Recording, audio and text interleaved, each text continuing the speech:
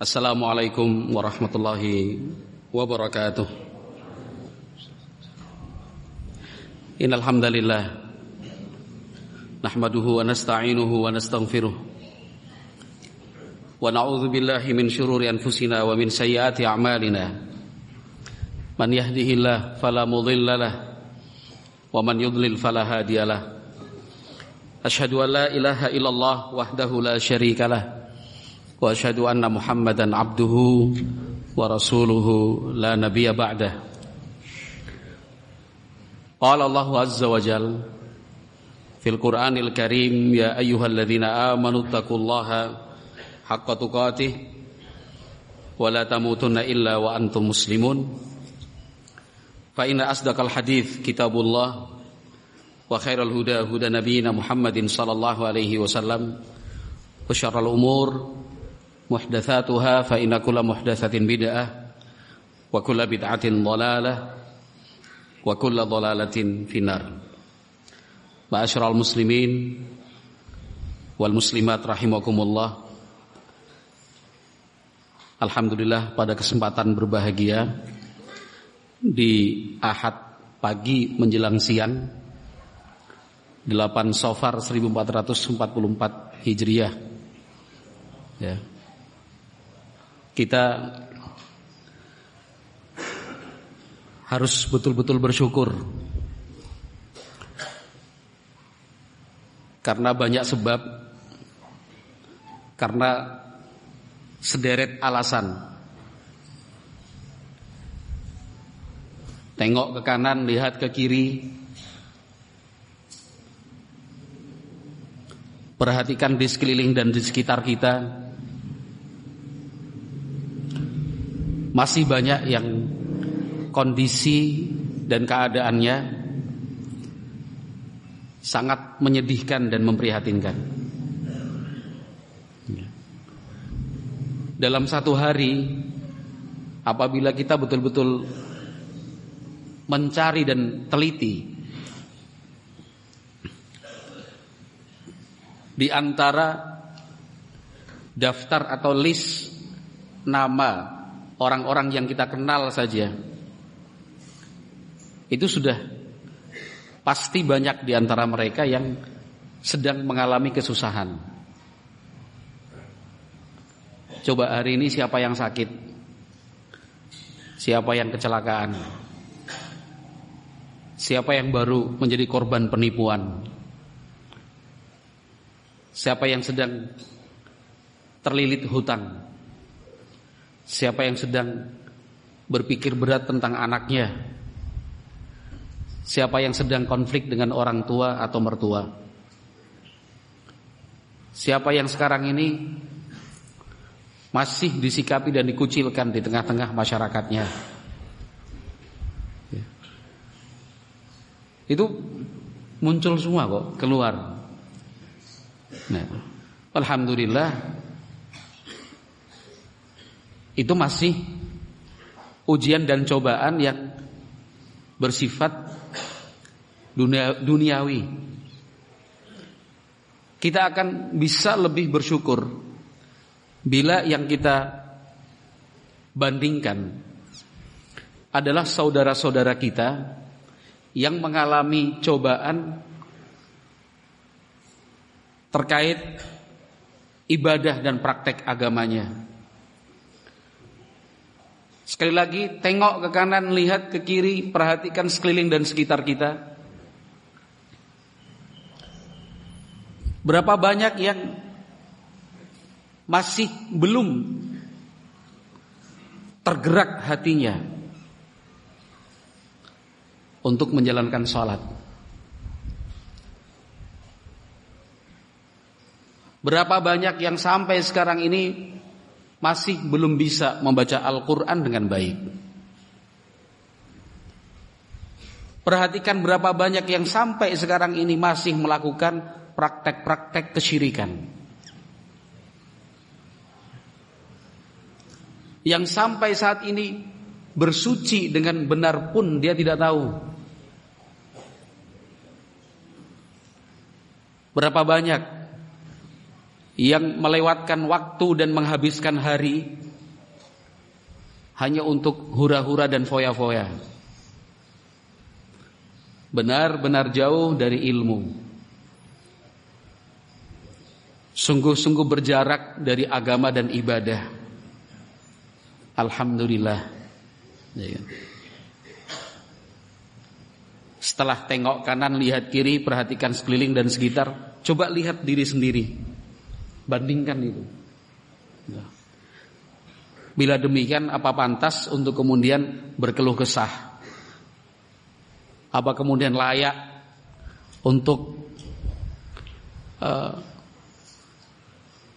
berkecil hati dan bersedih? Gak ada alasan. Alhamdulillah, banyak-banyak bersyukur kita kepada Allah bahwa yang Allah berikan buat kita sudah sangat banyak, lebih baik dari sekian orang yang ada di sekitar kita. Kita masih sehat, masih bisa berangkat, ya. Bukan sendiri, bahkan bersama dengan keluarga sebagiannya, ya. Kita masih bisa melihat, kita mampu mendengar, ya. Kita masih bisa makan dan minum dengan normal, tidak perlu alat bantu atau dibantu, ya. Nafas kita masih plong, tidak sesak, ya. Itu yang duniawi. Yang ukhrawinya alhamdulillah masih bisa ngaji, masih bisa sholat berjamaah, masih ada semangat untuk membaca Al-Quran, masih diberi kesempatan oleh Allah untuk walaupun sedikit untuk aktif di dalam kegiatan dakwah dan tarbiyah pendidikan. Itu semuanya nikmat, ya. Nikmat yang sangat besar sekali. Walhamdulillah. Ikhwati fillah rahimakumullah. Semakin mengerti seseorang tentang hakikat kehidupan di dunia, apa yang sedang dia hadapi dan apa yang sedang dia jalani, dia faham dan mengerti betul apa yang nanti pasti akan terjadi, sesuatu yang tidak bisa dia hindari, yaitu kematian, berkelanjutan dengan kehidupan yang selanjutnya. Setelah itu tidak ada lagi kematian, yang ada adalah hidup yang kekal abadi, antara surga ataukah neraka. Nah, yang sampai berpikir hingga ke sana, menjalani kehidupan itu akan baik-baik saja, ya. Tidak ada masalah berarti. Masalah pasti ada, tapi yang berarti, yang kemudian membuatnya terbebani, itu bisa dilalui dan dilewati. Al-Imam Ibnul Qayyim rahimahullah, kalau berbicara tentang hal ini, menyentuh dan menyeluruh, ya, penuh dan utuh. Hampir-hampir tidak ada yang ditinggalkan, satu celah pun, kecuali Ibnul Qayyim berbicara tentangnya. Bahasa beliau lugas, jelas, mudah difahami, gampang dicerna. Apalagi kalau Ibnul Qayyim sudah memberikan contoh-contoh dan permisalan, mestinya, ya, mestinya kita bisa menangkap apa yang ingin dijelaskan oleh Ibnul Qayyim rahimahullah. Salah satunya ketika Ibnul Qayyim dalam kitab Uddatus Sabirin wa Dzakhiratus Syakirin menyebutkan banyak analog perumpamaan tentang kehidupan di dunia ini. 1, 2, 3, 18 sampai puluhan, ya. Untuk menjelaskan ini loh hakikat kehidupan dunia, ya. Nah, sebagai contoh saja, pada poin yang ke-17, artinya analog 17 yang disebutkan oleh Ibnul Qayyim rahimahullah. Kata beliau, Al-mithalus sabi'a asyar, perumpamaan nomor yang ke-17. Mathalul insan wa mathal malihi wa ashiratihi wa amalihi mathalu rajulin lahu thalathatu ikhwatin faqudhiya lahu safarun ba'idun tawilun la budda lahu minhu. Ibnul Qayyim rahimahullahu taala menyatakan perumpamaan seseorang, harta, karib kerabat keluarga, dan amal ibadahnya. Itu seperti seseorang yang punya 3 saudara. Ya memang betul kan kata Ibnul Qayyim ini, bahwa semua yang menyangkut kehidupan di dunia pada akhirnya akan bermuara kepada 3 perkara: harta, keluarga, amal ibadahnya. Itu persis seperti sebuah cerita tentang seseorang yang punya 3 saudara. Suatu hari, mau tidak mau, orang tersebut harus berpindah, meninggalkan kampungnya menuju tempat yang sangat jauh sekali. Safarun ba'idun tawil, perjalanannya jauh, panjang, tidak akan kembali pulang, tidak tahu nantinya di sana bagaimana, ada siapa, ada apa. Itu gak bisa dihindari, gak mungkin ditolak. Mau tidak mau harus pergi, berangkat jauh. Fada'a ikhwatahu thalathah, orang itu kemudian memanggil 3 saudaranya. 1, 2, 3. Dipanggil, diajak bicara. Orang tadi bilang, wa qala qad hadara ma tarawna min hadha as-safar at-tawil wa ahwaju ma kuntu ilaikum al-an. Berbicara kepada 3 saudaranya ini, 1, 2, 3, ya. Kalian sama-sama tahu bahwa dalam waktu dekat ini saya harus pergi. Mau tidak mau saya tinggalkan tempat ini. Saya akan berangkat ke tempat yang sangat jauh sekali.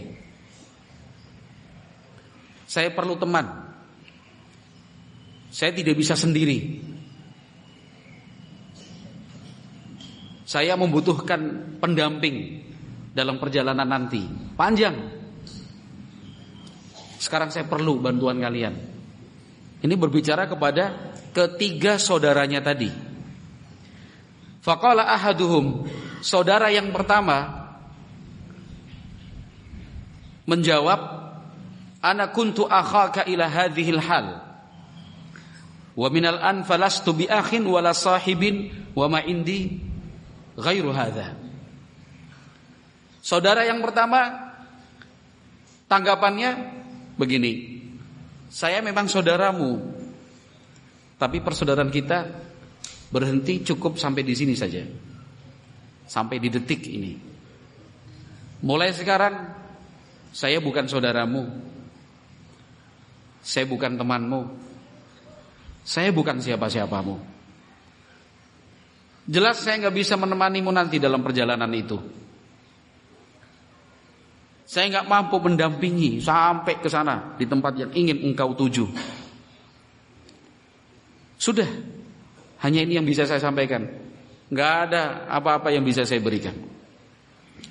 Faqala lahu lam tughni anni syai'an.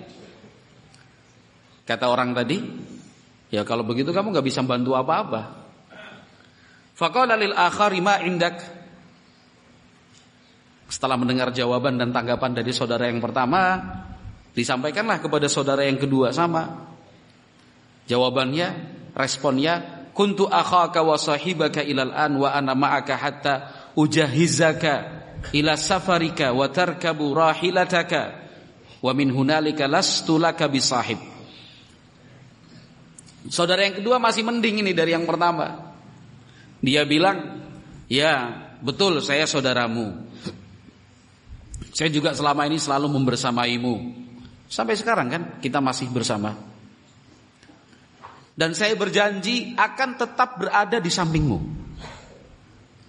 Saya tidak akan tinggalkan kamu sampai nanti kamu berangkat saja. Apa yang kamu perlukan dalam perjalanan saya yang menyiapkan. Engkau membutuhkan kendaraan, tanggung jawab saya. Bekal makanan saya yang menyiapkan. Uang semuanya saya kasih. Tapi kalau sudah siap-siap berangkat, ya cukup sampai di situ saja. Saya nggak bisa menemanimu. Kalau untuk membantu mempersiapkan segala sesuatunya, iya saya siap. Tapi kalau menemanimu terus begitu, nggak bisa.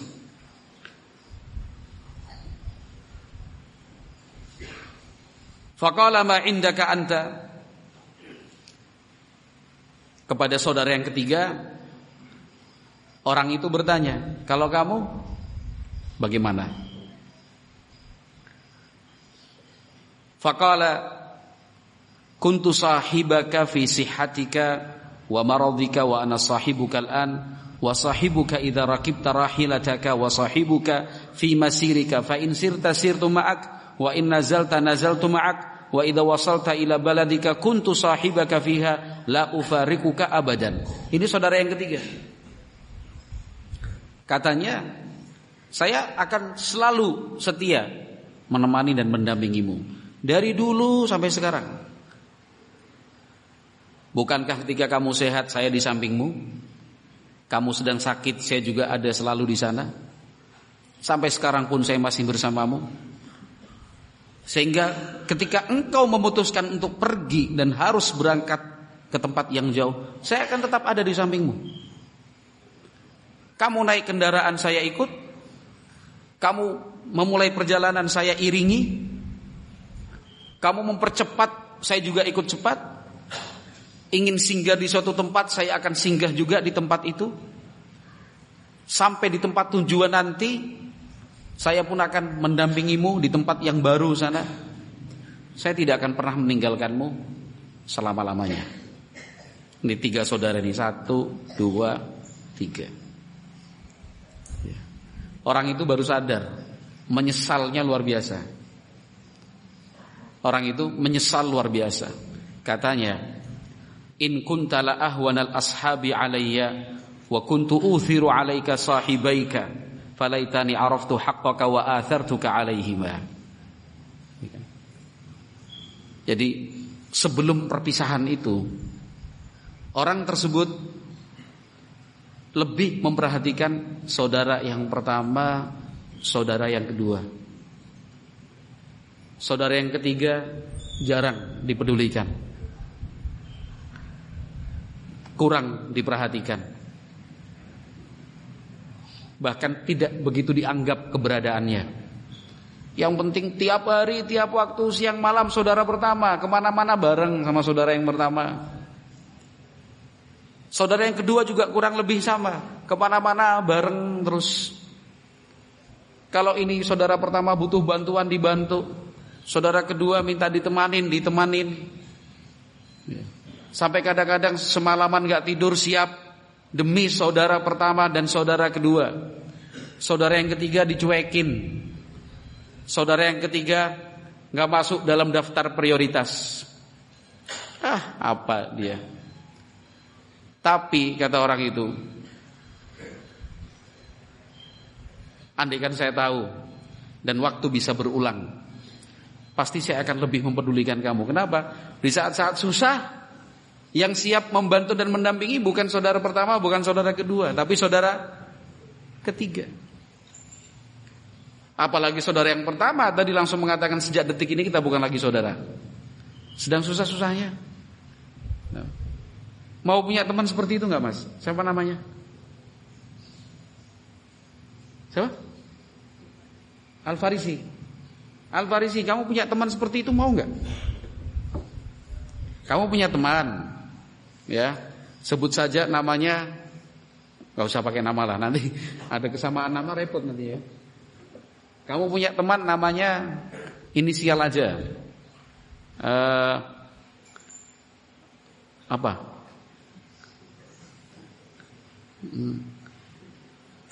Panco, Panco misalnya. Nggak ada yang namanya Panco ya? Kamu punya teman namanya Panco. Bareng. Al-Farisi kalau punya makanan dibagi 2 sama Panco. Sini ada makanan. Punya minuman, minuman. Kamu dikirimin duit sama orang tua. Orang tuamu di mana?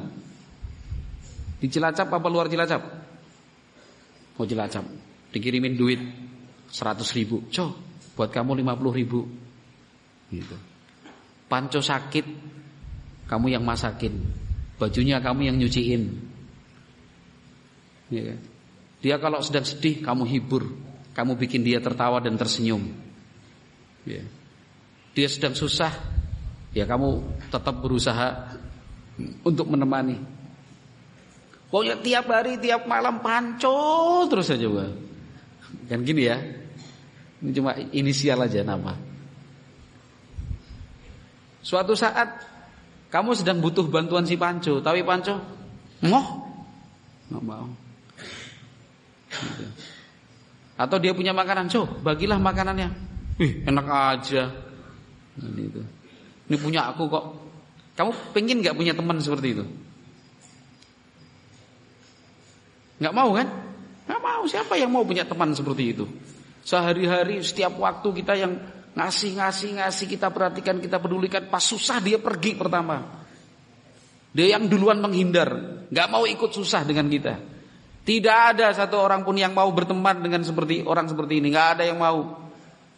Kalau lagi senang-senang dia gabung, ya kan? Atau dia sedang susah, maunya dibantu. Giliran kita yang susah, dia pergi nggak tahu kemana arah. Kita nggak mau teman seperti itu. Ya. Orang tadi menyesal. Kenapa kok waktunya lebih banyak dihabiskan untuk saudara pertama, saudara kedua. Yang saudara yang ketiga malah tidak diperhatikan. Padahal yang setia siapa? Saudara ketiga. Kata Ibnul Qayyim rahimahullah, fal awwalu maluhu. Saudara pertama itu adalah harta. Watsani aqaribuhu wa ashiratuhu washabuhu. Saudara yang kedua, ini kan perumpamaan ya, judulnya dari Ibnul Qayyim. Saudara yang kedua adalah karib kerabat dan para sahabatnya, teman-temannya. Watsalitsu amaluhu. Saudara yang ketiga adalah amal salehnya. Yang dimaksud dengan perjalanan panjang adalah kematian. Perjalanan panjang itu menuju akhirat. Sehari-hari kita menghabiskan waktu untuk kerja keluarga, usaha teman, ya kan, bisnis, rekan. Yang amal soleh ini jarang sekali diperhatikan. Itu maksudnya. Bisa dipahami analog dari Ibnul Qayyim ini ya. Dan ini. Pagi, siang, sore, malam. Terus begitu. Numpuk. Harta, penghasilan. Pagi, siang, sore, malam, keluarga. Teman, urusan manusia. Cari harta boleh, bahkan dianjurkan. Perintah agama untuk bekerja. Agama melarang pengangguran. Agama melarang meminta-minta dan mengemis-kemis. Agama melarang kita berharap diberi bantuan dan mendapatkan uluran tangan dari orang. Tapi jangan dijadikan alasan melupakan saudaramu yang ketiga. Apa itu? Amal saleh. Silahkan kaya raya, kita dukung bila perlu. Dari paling ujung sampai paling ujung semuanya di sini kaya raya semua. Jadi tiap bulan pembebasan tanah terus. Bulan ini pembebasan tanah, bulan depan bangun. Sana pembebasan tanah, bangun lagi. Itu yang kita maukan. Alhamdulillah, itu yang kita cari. Kaya raya silakan. Bila perlu semuanya kaya raya. Tapi jangan lupakan ini saudara yang ketiga, amal saleh. Memperhatikan mengurus keluarga wajib bahkan hukumnya. Gak boleh mensia-siakan dan menelantarkan mereka. Istri perlu diperhatikan, anak-anak harus dirawat. Ya. Orang tua tidak boleh dilupakan. Kakak, adik, paman, bibi, kakek, nenek semuanya punya hak. Saudara jauh pun bahkan demikian. Tapi jangan sampai kemudian menghabiskan waktu untuk itu, amal salehnya dilupakan. Amal salehnya dilupakan. Ngurusi keluarga, akhirnya meninggalkan sholat.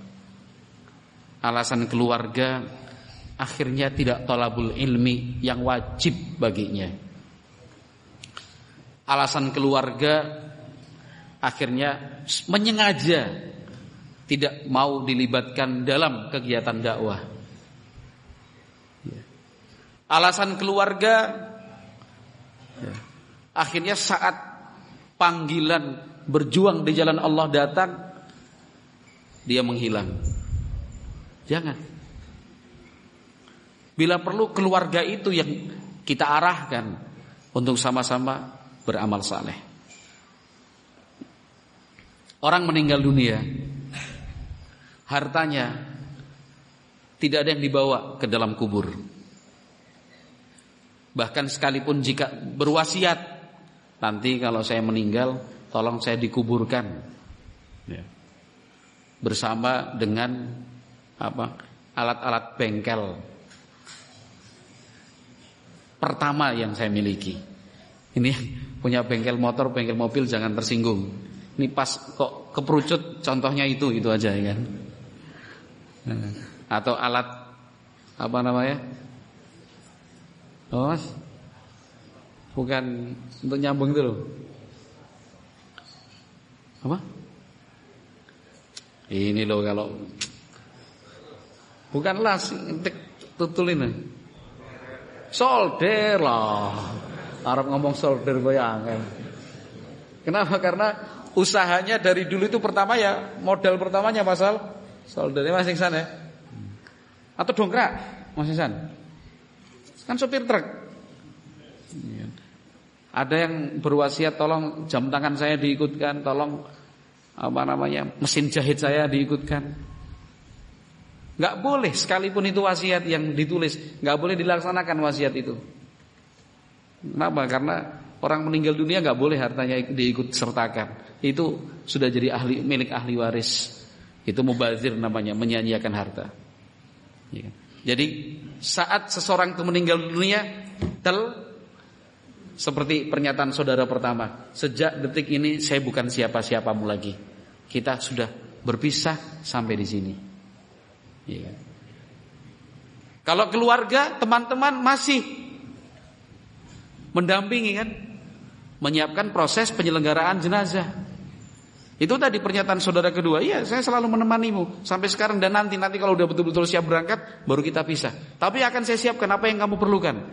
Dimandikan, dikafankan, disolatkan, diuruskan pemakamannya, ya, semuanya, bayar rumah sakit, bayar kuburan, karena mungkin di kuburan tersebut ada aturannya, yang di makam situ ada urunan sekian, setiap tahun ada urunannya juga untuk perawatan. Disiapkan segala sesuatunya, diantarkan pakai mobil dan kendaraan. Acara takziah pun seperti itu juga disiapkan. Udah, tapi sampai di kuburan dimakamkan sudah bisa. Hanya saudara yang ketiga, amal saleh inilah yang akan menemani.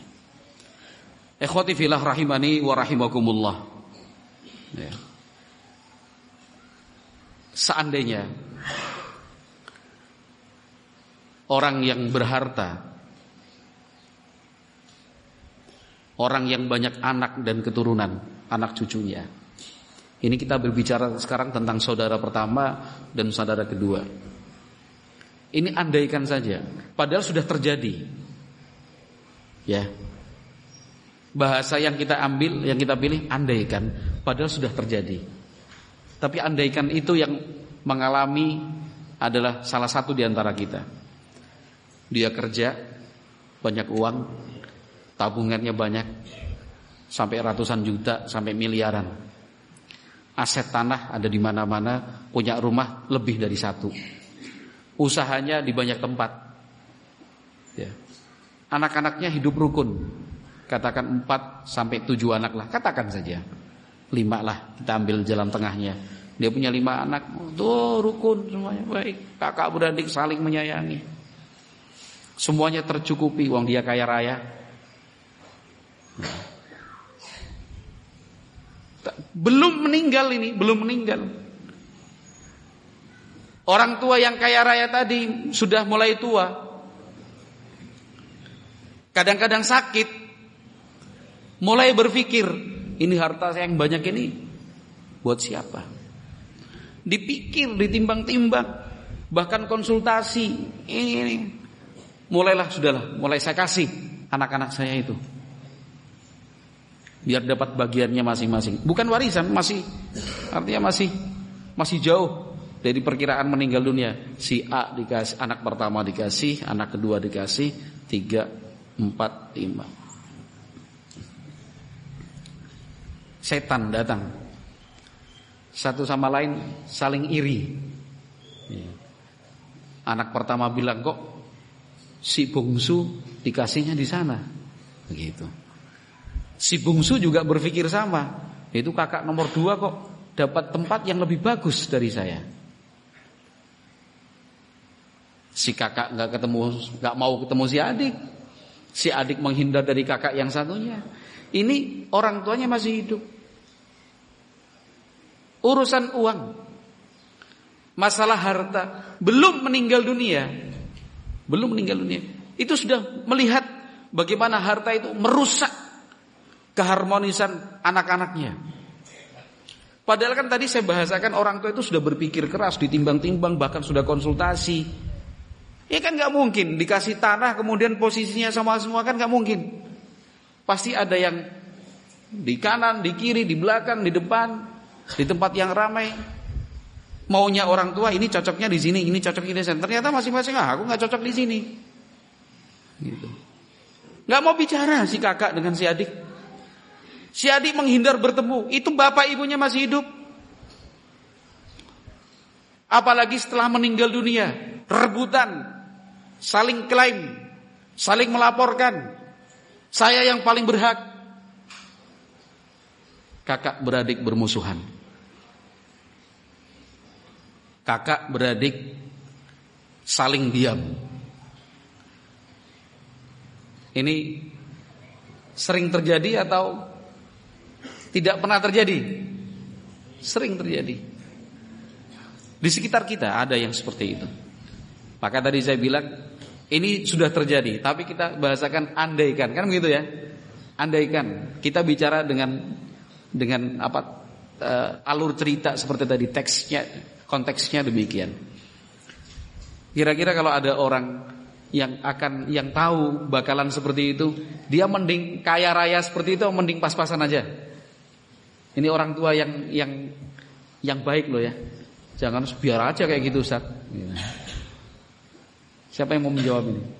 Mas, nanti Mas. Andaikan antum sebagai orang tuanya gitu. Andaikan, tapi jangan seperti itu anak-anaknya. Andaikan. Mending mana? Punya banyak duit, banyak harta, tapi akhirnya sebagai orang tua belum meninggal aja sudah suruh kumpul, pasti ada yang kurang 1, kurang 2, nggak mau datang karena iri-irian. Nyesel dia, nyesel. Jadi susah payah kerja keras yang dilakukan itu ternyata tidak membahagiakan. Tidak membahagiakan. Sama aja dengan kasus yang pengen punya anak cucu yang banyak, ketika masih hidup bangga, wah sekarang cucu saya 17, laki-laki semua lagi. Wah, banggain.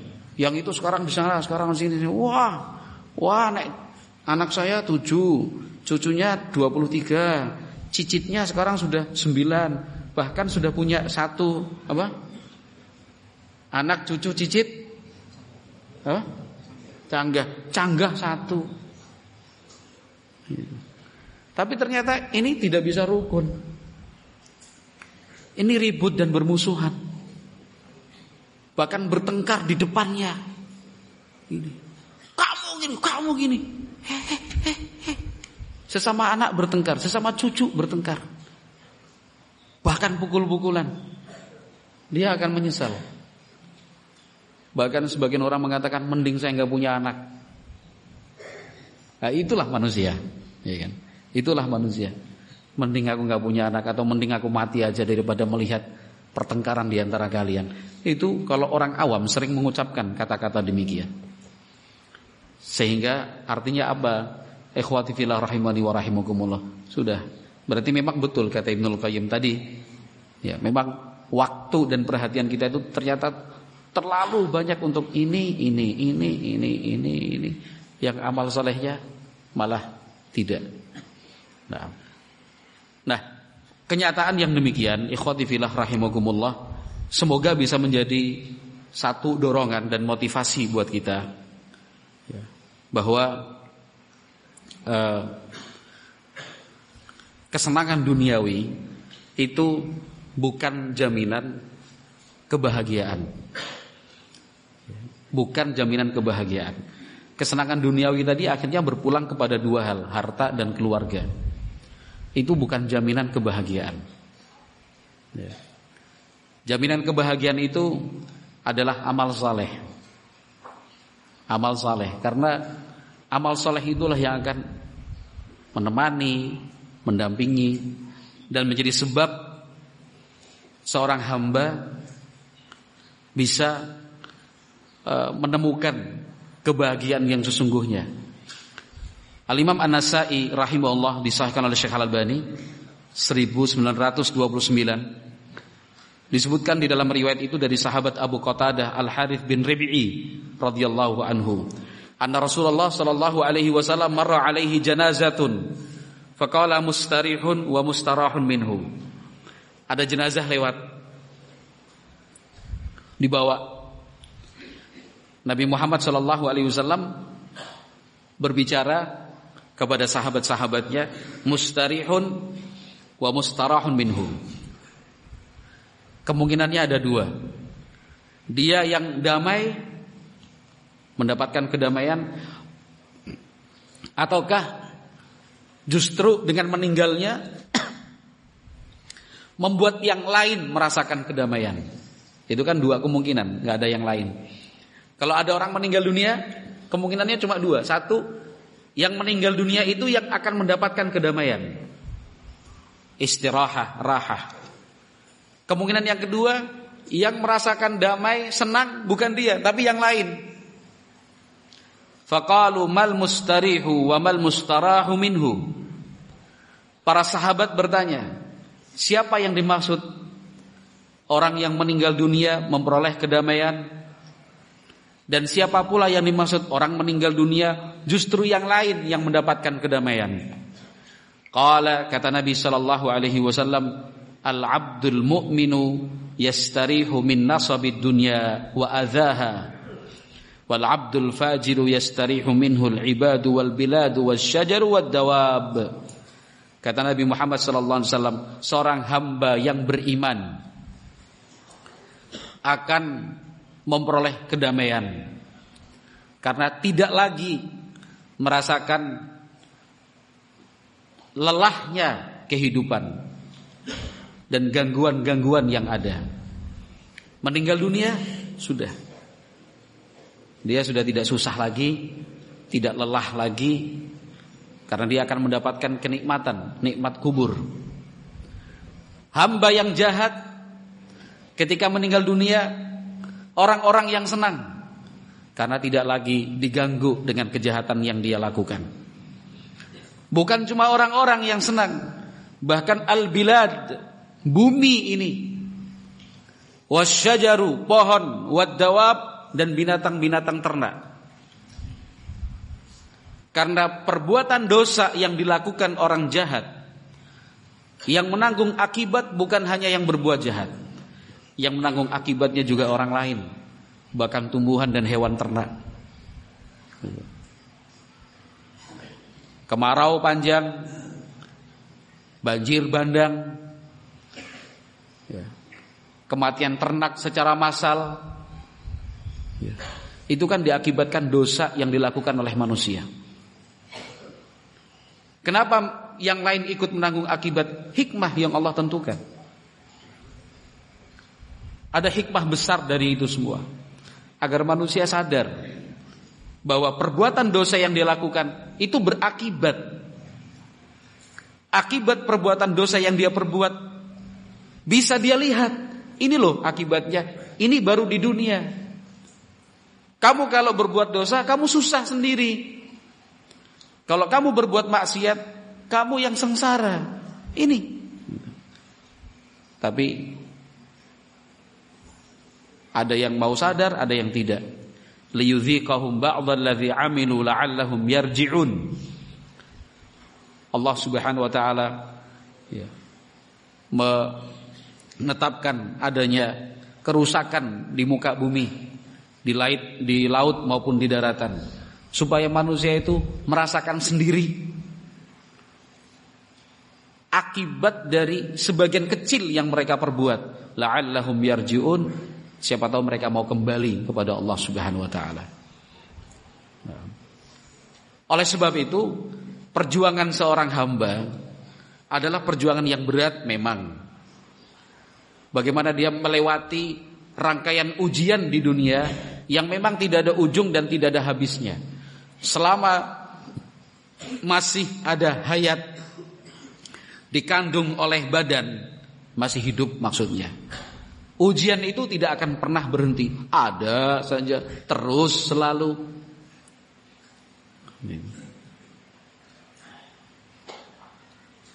Yang bisa memperkuat dan juga mengokohkannya adalah cita-cita dan keinginan untuk bisa berhasil, sukses, melewati semua rangkaian ujian tadi dan mendapatkan surga. Sebuah kampung, suatu negeri yang penuh dengan kedamaian abadi. Semuanya kenikmatan dan kelezatan. Tidak ada susah tanpa derita. Tidak ada capek, tidak ada sakit, tidak ada lemah di sana. Makan, minum sepuasnya, seinginnya. Apa yang dimau ada, apa yang diinginkan selalu tersedia. Tidak kenal musim, selalu segar, buah-buahan, minuman. Sudah seperti itu, tidak buang air kecil, tidak buang air besar, tidak berdahak, tidak beringus. Mereka makan minum, kemudian Allah ubah makanan minum itu menjadi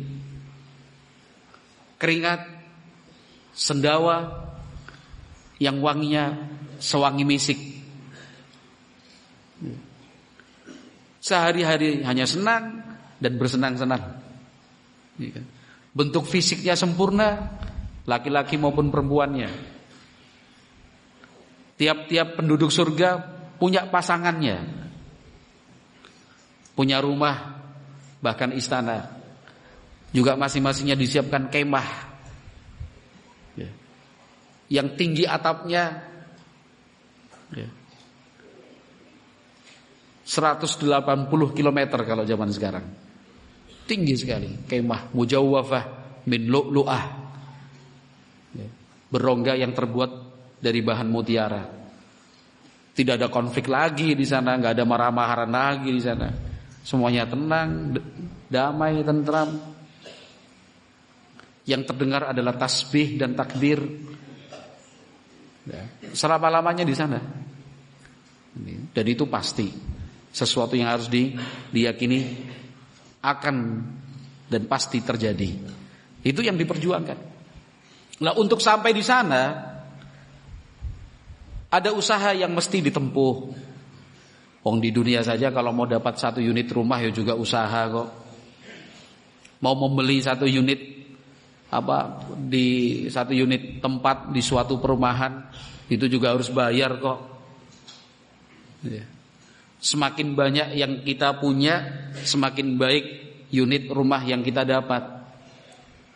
Semakin besar nilai yang kita keluarkan, semakin banyak fasilitas di rumah itu yang diberikan. Itu di dunia, apalagi di akhirat.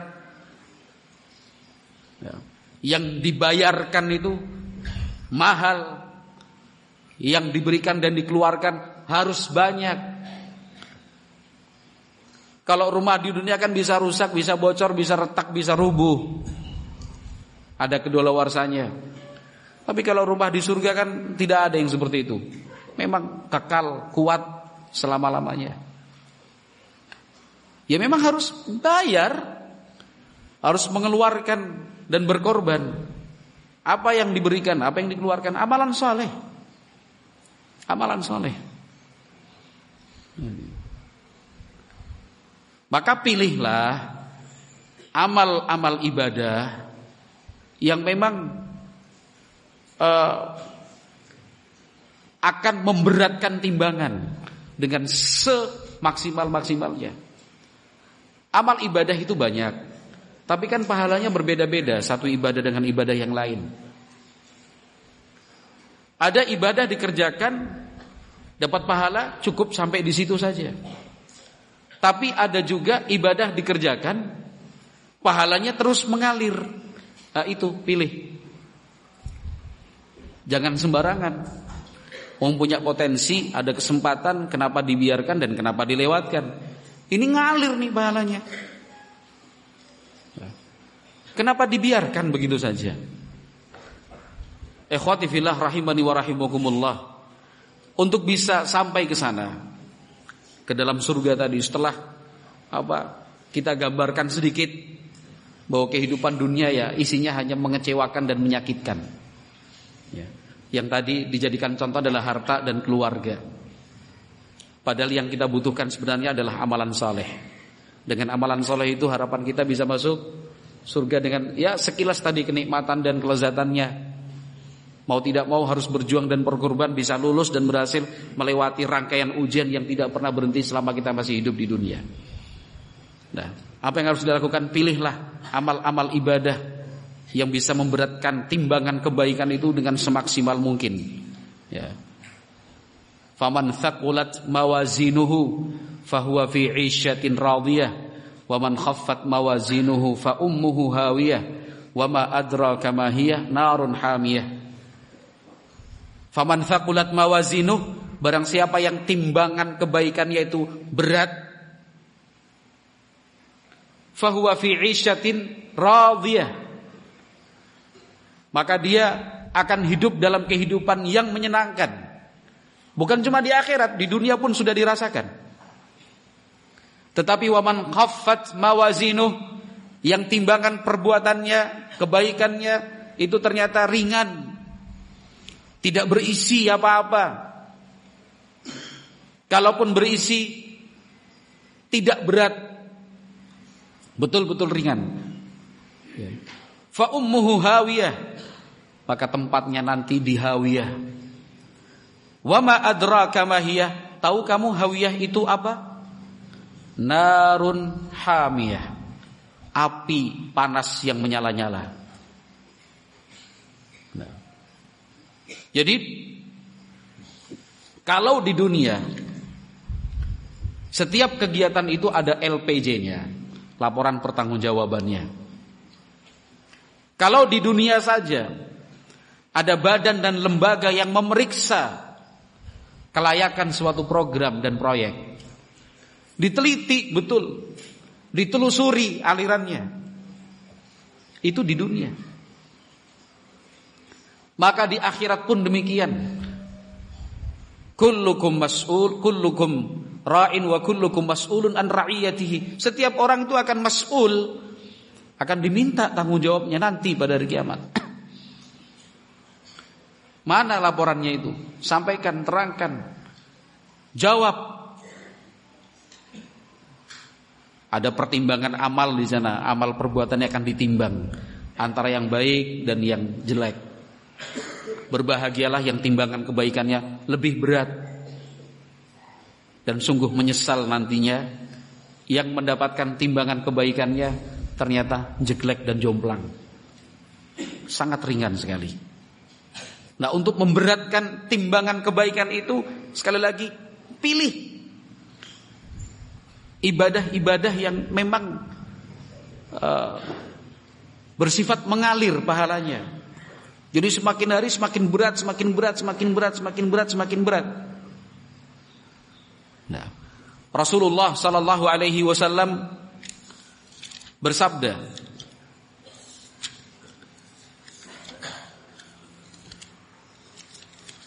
yang menjelaskan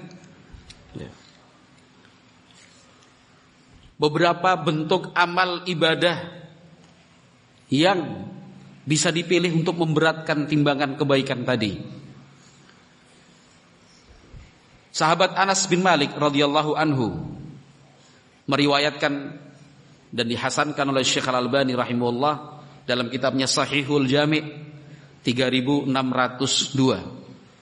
Nabi Muhammad sallallahu alaihi wasallam bersabda, "Sab'un yajri lil 'abdi ajruhunna wa huwa fi qabrihi ba'da mautihi." Ada 7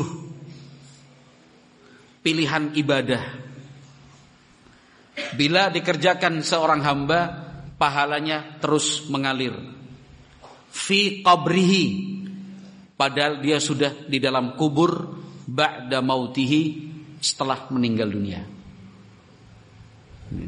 Ya pilihlah ya.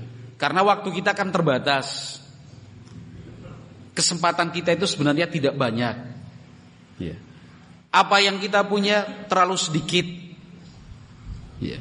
Kekuatan fisik, harta, pikiran, semangat, ini fluktuatif, naik turun, naik turun, naik turun. Apalagi tidak ada jaminan kalau hari ini semangat, besok tetap semangat. Tidak ada yang berani memastikan hari ini istiqomah, ke depan nanti apakah tetap istiqomah atau justru berubah. Nah, maka mumpung ada kesempatan, mumpung muncul niatan, manfaatkan selagi ada kesempatan. Mengalir loh pahalanya itu. Berbuat cuma sekali, pahalanya terus menerus, berkali-kali. Dia lakukan itu hanya hari ini, tapi manfaatnya mengalir sampai hari nanti. Siapa yang gak mau seperti itu? Ya harusnya maulah. Mestinya semangat, kesempatan. Mau kapan lagi? Kan itu. Belum tentu terulang. Nantilah program yang berikutnya. Nanti saja tahap yang selanjutnya. Paling besok juga ada lagi. Ya ada lagi programnya. Kamunya yang gak ada lagi. Karena sudah innalillahi. Kan begitu. Apa itu 7 pilihan ibadah? Kata Rasulullah sallallahu alaihi wasallam, man 'allama ilman. 1, seorang muallim, pengajar, ustaz, guru. Jadi kalau ada kesempatan mengajar, alhamdulillah. Jangan menghindar. Jangan beralasan. Apapun alasannya. Ya. Tidak mampu, ambil semampumu. Iya kan? Sibuk dengan yang lain, ya paling tidak dalam 1 pekan 1 kali pertemuan. Ya. Ini saya ngurus orang tua sedang sakit, 1 pekan 1 jam kan bisa, atau 2 jam. Terus nanti usaha saya bagaimana? Coba dipikirkan jalan keluarnya. Karena untuk mendapatkan ini semua, mengajar tujuannya lillahi ta'ala. Bukan karena dapat gaji. Bukan karena nanti diberi fasilitas ini dan itu. Kenapa enggak mau mengajar? Sedikit dikasihnya. Mending saya usaha jadi donatur saja. Usahanya enggak jadi-jadi. Jadi pengajar enggak, jadi donatur juga enggak. Terus jadi apa? Harusnya ini kesempatan ini. Man 'allama ilman. Kan bisa dikompromikan. Ya Ustaz, saya siap mengajar insyaallah. Tapi afwan, saya dalam 1 pekan ini punya waktu cuma 2 jam aja. Itu yang bisa saya mampu saya lakukan. Dan saya mampunya olahraga saja Ustaz. Gitu. Kalau bahasa Arab, saya aja baru ngaji 2 tahun yang lalu misalkan. Ngajar akidah saya juga masih merasa tidak mampu. Kalau olahraga saya siap Ustaz. Olahraga itu kalau di kurikulumkan dengan baik, ya, itu luar biasa. Itu juga amalan soleh loh, ilmu yang bermanfaat. Karena ketika santri-santri kita sehat, ya, aliran darahnya lancar, berkeringat, itu masuk kelas nggak ada yang gini, ya kan? Masuk kelas nggak ada yang gini, seger-seger, wajahnya cerah. Ada yang ngantuan nggak mas? Jangan sebut nama, jangan sebut nama, jangan sebut kelas. Pertanyaannya, ada yang ngantuan nggak di sini? Ada, cukup. Jangan sebut nama lo ya. Ada yang pernah lihat gak? Ada yang sampai sholat ketiduran? Jangan sebut nama. Temenmu sholat sujud sampai salam dia masih tidur gini. Atau dia gini, udah salam dia masih duduk tasyahud gini. Ada? Oh ada. Jangan sebut nama lo ya. Jangan sebut nama. Itu salah satunya apa? Coba dikasih solusi apa? Olahraga. Itu tadi contohnya. Itu termasuk ilmu yang bermanfaat, mengalir itu mas.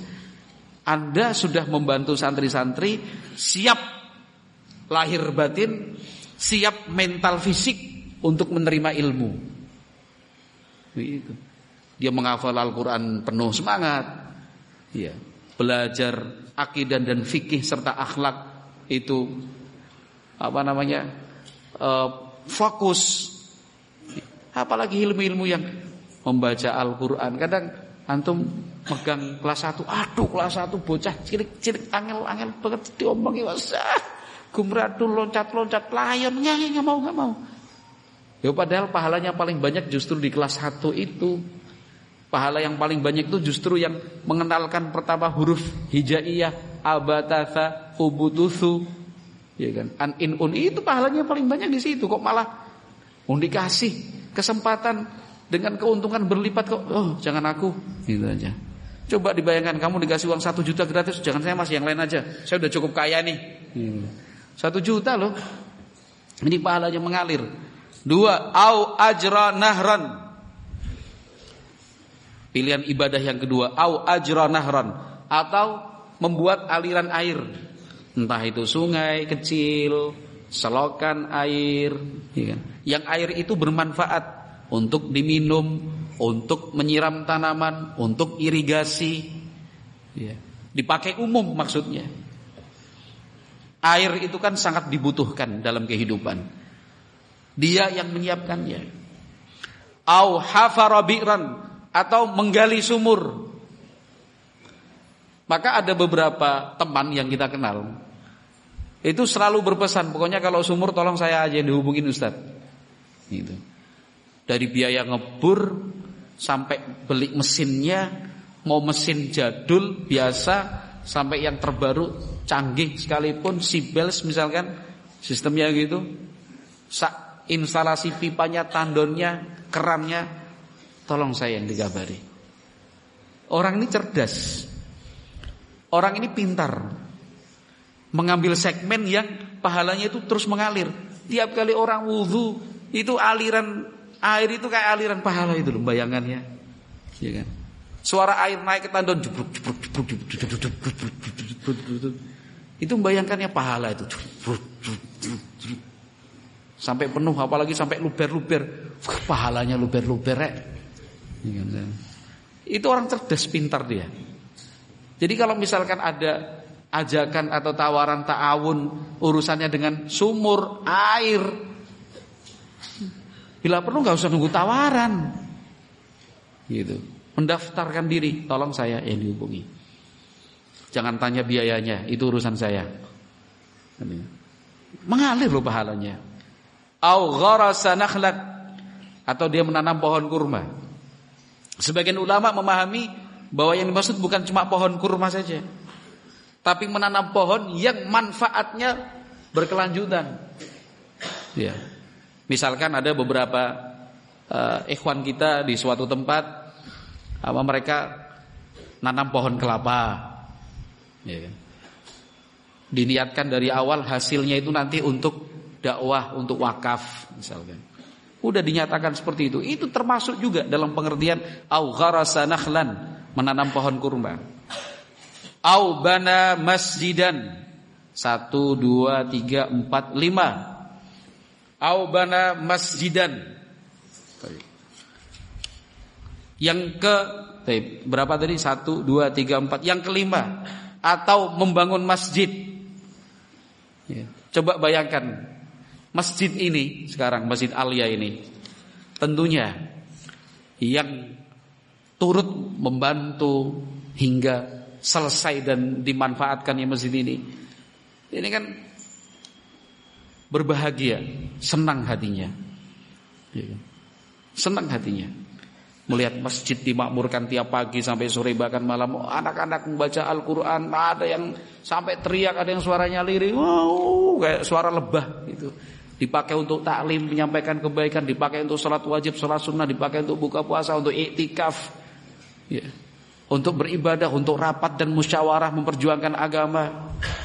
Nah, coba ketika masjid itu dibangun, kan gak ada ruginya. Yang ada cuma untung, laba, pahala, ngalir. Ya. Masjid, membangun masjid. Awarratha mushafan, atau dia mewariskan mushaf Al-Quran. Maksudnya apa ini? Wakaf. Ya. Dia ada uang, beli Al-Quran, dititipkan di masjid, titipkan di pondok. Bahkan mungkin dia tanya kepada seorang ustaz, ini santri-santri yang rajin-rajin yang mana nih? Oh itu Pak, yang A, B, C, D, E. Diberikan Al-Quran yang bagus sekali kualitasnya, yang standar banget, itu mushaf Madinah misalkan. Kasih. Jadi dia ngasih Al-Quran, dia gak baca. Yang membaca orang lain, dia dapat pahala. Kan tinggal duduk manis sebenarnya. Ngasih Al-Quran bagi, dibaca sama santri-santri, setiap pahala yang didapatkan santri dia dapat juga. Nah, tentunya bukan kemudian anjuran dan ajakan ya udah duduk-duduk saja, bukan, maksudnya mereka baca ya antum juga baca sama gitu. Tapi itu untuk penggambaran saja bahwa pahala itu mengalir. Au taraka waladan yastaghfiru lahu ba'da mautihi, atau dia punya anak laki-laki maupun perempuan, anaknya itu selalu memohonkan ampunan, menyampaikan istighfar kepada Allah Subhanahu wa taala setelah orang tuanya meninggal dunia. Ini 7 pilihan ibadah yang mestinya dipilih dan dimanfaatkan sebaik-baiknya. Sesuatu yang sifatnya mengalir, jariyah, itu yang akan memperberat timbangan amal kebaikan nanti di akhirat. Wallahu alam bisawab. Ini sesi yang pertama, kita cukupkan sekian. Mudah-mudahan bermanfaat. Kita lanjutkan nanti pada sesi yang berikutnya. Taib subhanakallahumma wa bihamdika asyhadu an la ilaha illa anta astaghfiruka wa atubu ilaik. Assalamualaikum warahmatullahi wabarakatuh.